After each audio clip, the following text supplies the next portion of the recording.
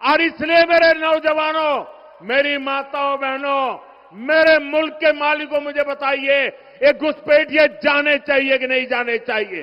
कांग्रेस और आरजेडी के लोगों को कट्टा और कट्टरपंथी यही पसंद है। नमस्कार दोस्तों, डेमोग्राफी बदलाव एक ऐसा विषय है जो पूर्वी भारत के लगभग सभी राज्यों के चुनाव में मुद्दा बनता है। बिहार भी इससे अछूता नहीं है और होना भी नहीं चाहिए। सीमांचल के ज्यादातर जिलों में 11 नवंबर को मतदान होना है। इससे पहले घुसपैठियों का मुद्दा और ज्यादा तूल पकड़ेगा। ऐसे में आइए समझते हैं कि क्यों सीमांचल में डेमोग्राफी बदलाव सबसे बड़ा मुद्दा है। ये भी समझेंगे कि कैसे महागठबंधन के दल इस क्षेत्र में अपनी ही बनाई चक्रव्यूह में फंसते दिखाई दे रहे हैं। देखिए, हमारे संवाददाता प्रभात रंजन मिश्रा पिछले लगभग 2 महीनों से बिहार में ग्राउंड रिपोर्ट कर रहे हैं। आप उन्हें लगातार हमारे चैनल पर देख रहे हैं।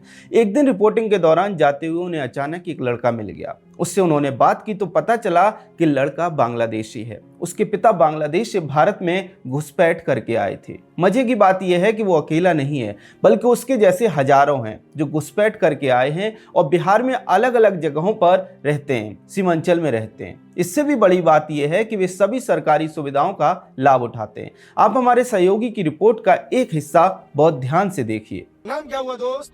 अकमल। अकमल, कहाँ से दोस्त? उधर से बांग्लादेश से। बांग्लादेश से कब आए दोस्त? आया तो अभी सुबह सुबह। आज सुबह सुबह आए? हाँ। बांग्लादेश से? बांग्लादेश से नहीं, इधर से। नहीं तो वैसे बांग्लादेश से कब आए? बांग्लादेश से तो आ गया 20 साल से। 20 रहते साल हैं। से। इधर आओ दोस्त, तुम भी आ जाओ, इधर बात कर लो। 20 साल हो गया? हाँ, 20 साल हो तुम्हारी गया। उम्र कितनी है? हमारा वहाँ 16। 16, तो तुम 20 अच्छा। 16 है। हाँ। और वैसे मतलब कि क्या कहते हैं, 20 साल पहले पिताजी वगैरह आए थे? हाँ, हाँ। अब्बा वगैरह? अब्बा का क्या नाम है? बका यूसुफ। बाका यूसुफ। अच्छा, बाबूजी का वोट कार्ड बन गया? वोट हाँ, बन गया तो। बाबूजी का वोट बन गया? और तुम्हारा आधार कार्ड बन गया? हाँ, बन गया। घर में है। आधार कार्ड पे क्या पता लिखवाए हो? बिहार वाला? हाँ, बिहार वाला पता लिखवाए हो? यहाँ कितने लोग रहते हैं बाबू आप लोग?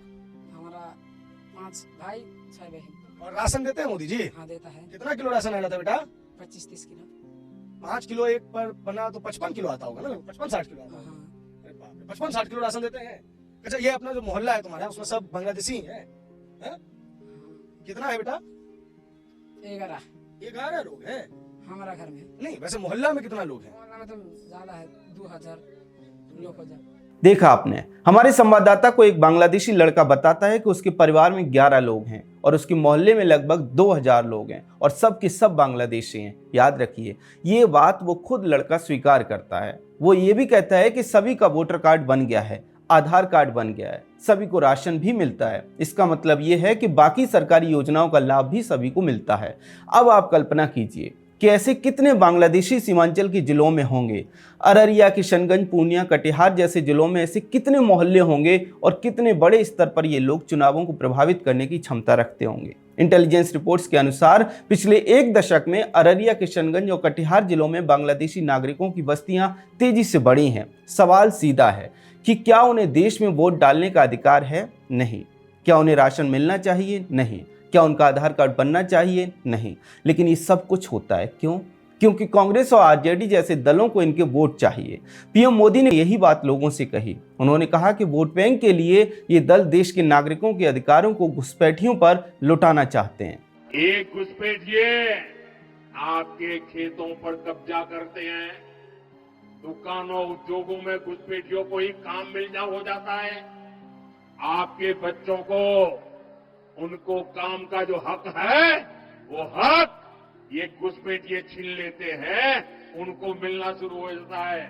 और इसलिए मेरे नौजवानों, मेरी माताओं बहनों, मेरे मुल्क के मालिकों, मुझे बताइए ये घुसपैठिए जाने चाहिए कि नहीं जाने चाहिए? ये घुसपैठियों को हटाना चाहिए कि नहीं हटाना चाहिए? जी हाँ, स्थानीय स्तर पर आरजेडी और कांग्रेस के नेता इन घुसपैठियों की मदद करते हैं, इनके वोटर कार्ड और आधार कार्ड बनवाते हैं। इसके बाद इन्हें सरकारी सुविधाओं के लाभ मिलने लगते हैं। ये सब कुछ वोट बैंक के लिए किया जाता है। चुनाव जीतने के लिए एक तरह से ये चक्रव्यूह रचा जाता है। 2022 की दैनिक जागरण की एक रिपोर्ट बताती है कि सीमांचल के जिलों में घुसपैठ के कारण मुस्लिम जनसंख्या तेजी से बढ़ी है। किशनगंज में तो हिंदू अल्पसंख्यक हो गए। इसके अलावा इन जिलों में दर्जनों गांवों से हिंदू पलायन कर गए।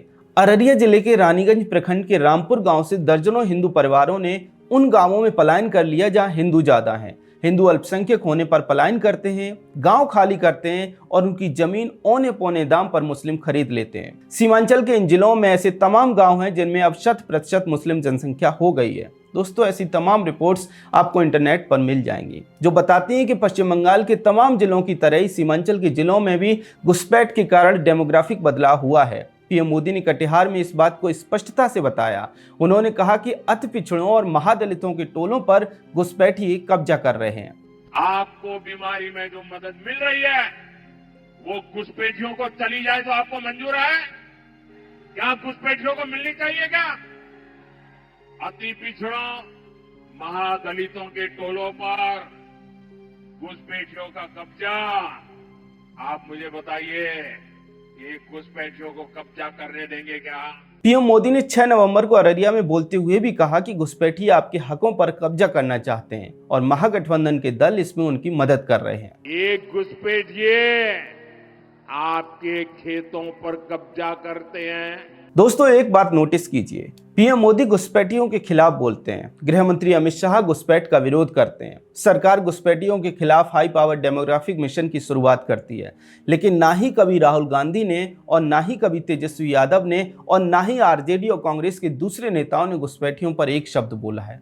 उनका मौन इस बात का सबूत है कि पीछे से ये दल ही इन घुसपैठियों को वोट बैंक के लिए मदद करते हैं। शायद इसीलिए जब एसआईआर की बात आई तो सबसे ज्यादा इन्हीं दलों के पेट में दर्द हुआ और अब पश्चिम बंगाल में सीएम ममता बनर्जी के हो रहा है, क्योंकि वहां भी घुसपैठी टीएमसी के वोट बैंक बताए जाते हैं। खैर, बिहार चुनाव में एनडीए आक्रामकता के साथ सीमांचल में डेमोग्राफिक बदलाव का मुद्दा उठा रहा है। लोगों के बीच में भी इसको लेकर एक जागरूकता दिखाई देती है। ऐसे में बहुत संभव है कि वोट देते समय लोगों के लिए घुसपैठ भी एक मुद्दा रहे, क्योंकि अंततः घुसपैठियों से उनके निजी जीवन पर प्रभाव पड़ता है और अगर ऐसा होता है तो निश्चित तौर पर महागठबंधन के दल अपने बनाए चक्रव्यूह में ही फंस सकते हैं। खैर, सीमांचल में डेमोग्राफिक बदलाव को लेकर आपका क्या कहना है, कमेंट सेक्शन में हमें जरूर बताएं। अगर आपको हमारा कंटेंट पसंद आता है तो हमारे चैनल को सब्सक्राइब भी कर लें। जय हिंद।